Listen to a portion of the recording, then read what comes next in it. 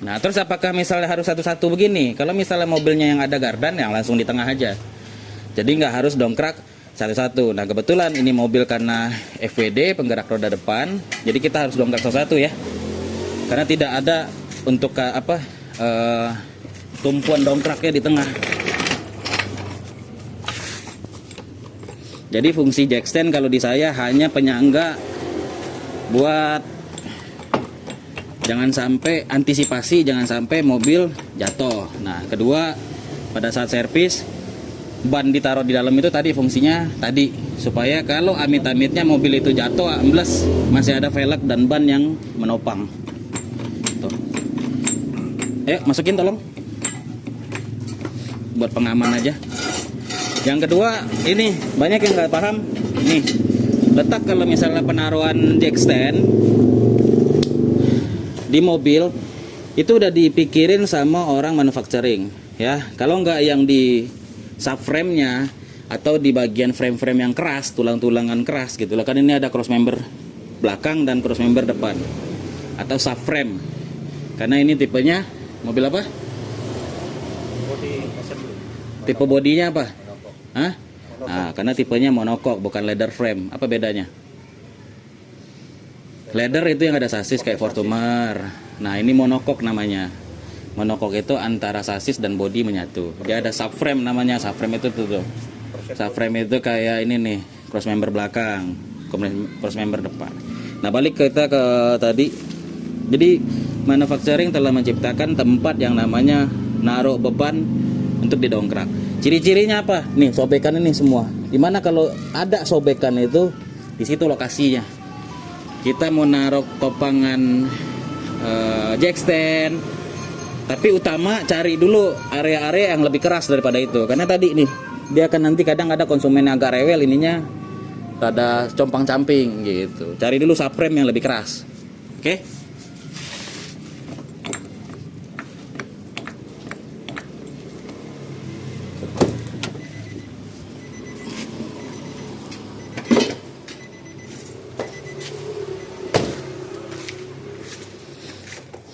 Terus apakah sama? Belakang akan dicek? Hah? Sama. Satu itu. Yang kedua, kalau misalnya di belakang FWD kita cek yang namanya busing-busingnya. Karena belakang itu paling krusial di area busing-busing kalau untuk mobil penggerak roda depan. Tuh. Nah, contoh kayak gini. Nih pada saat didongkrak langsung ketemu nih. Knalpotnya kropos ya. Nanti kita akan infoin ke pihak orang kantor atau admin kita bahwa ditemuin knalpot kropos supaya menjadi reporting dari kita ke pihak konsumen gitu.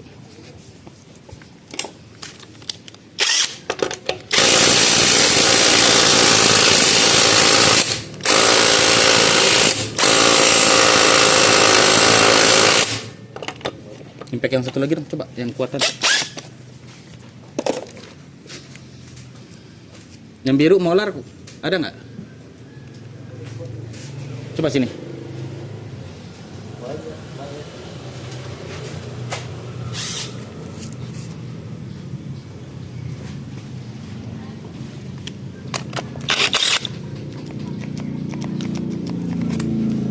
Baterainya dong yang hitam.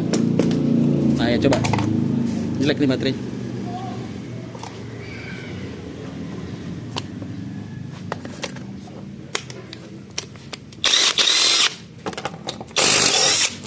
Emang ini yang paling kuat ya.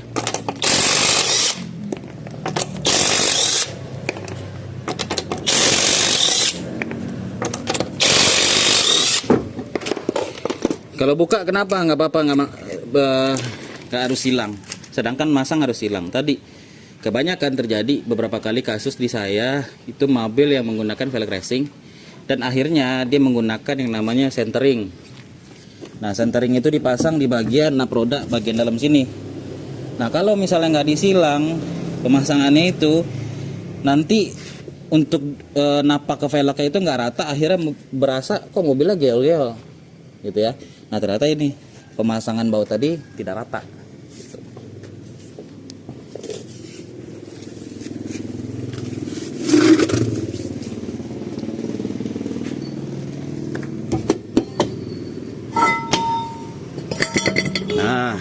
Ini contoh misalnya standar ya. Kita lihat dulu visualnya nih, kayak gini rem kampas rem brake shoe-nya atau kampas rem belakang udah tipis.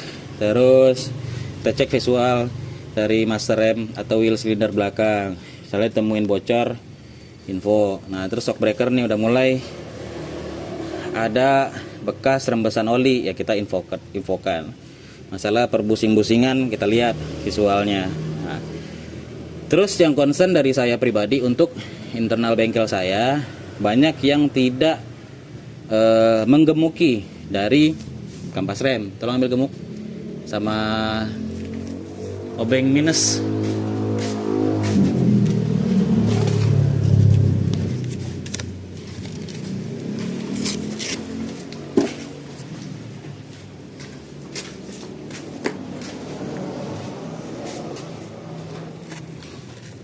Ya, contoh nanti udah di cleaning, dibersihin segala macam, ya. Anggap ya, semua udah dibersihin. Jadi ini tolong dilaksanakan. Ya, di bagian brake shoe. Ini kan ada tapakan nih, 1, 2, 3, 4. Kalau saya dominan 3 aja, cari area yang area-areanya besar-besar dan paling banyak ini. Kayak saya biasanya ini sama ini aja. Ya. Tolong, gemuk kan tadi ngambil lagi nih. Ini dikebelakangin ngasihnya, tuh diselimpilin gini aja, cukup. Tuh, terus sini, kurang lebih berasa kena aja cukup. Tuh belum dijalanin untuk saat ini saya perhatikan. Nah nih, sini, benar nggak colok dijalanin? Hah? Nah terus, kalau di saya pribadi, untuk penyetelan rem itu bukan berdasarkan hitungan kalau di saya pribadi, tapi berdasarkan si kesetnya. Karena kalau dari hitungan orang sebelumnya nggak rata juga, ya tetap aja nggak rata. Contoh misalnya saya udah setel nih, misalnya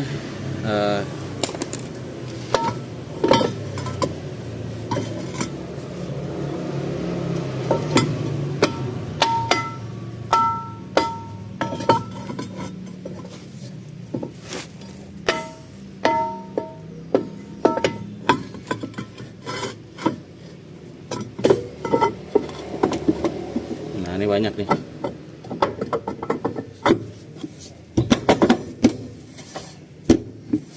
Nah ini lapang.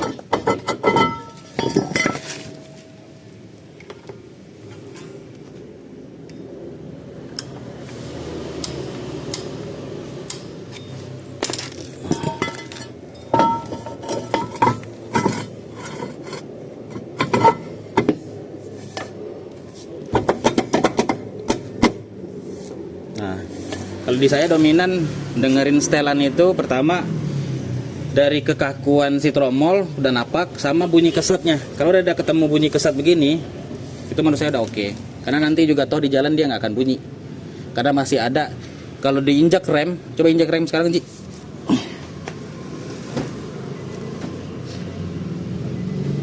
Dah, pas.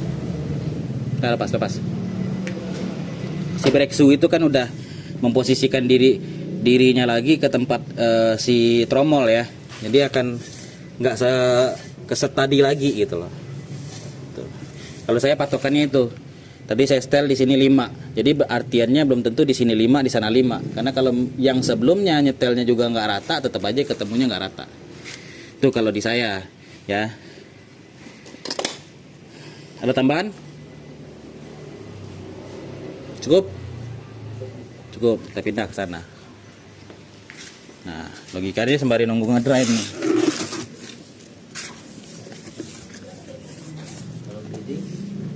Kalau bleeding, kalau gua bleeding, kalau jack stand terbatas gimana juga? Nggak ada masalah kalau di gua pasang ban, ngolong bisa. Tuh. Kalau gua pribadi sebenarnya kalau kerja sendiri ya tadi bleeding gua pakai angin. Amir udah lihat ya. Jadi itu alat gurah tadi, alat gurah kita itu bisa digunain yang namanya buat ngevakum di sini. Ya. Minimal nariknya juga jangan dikit-dikit. Misalnya per 20 mili. Sorry. Enggak apa-apa, biarin dulu. Ini kan ada takarannya nih. Ini takarannya berapa mili?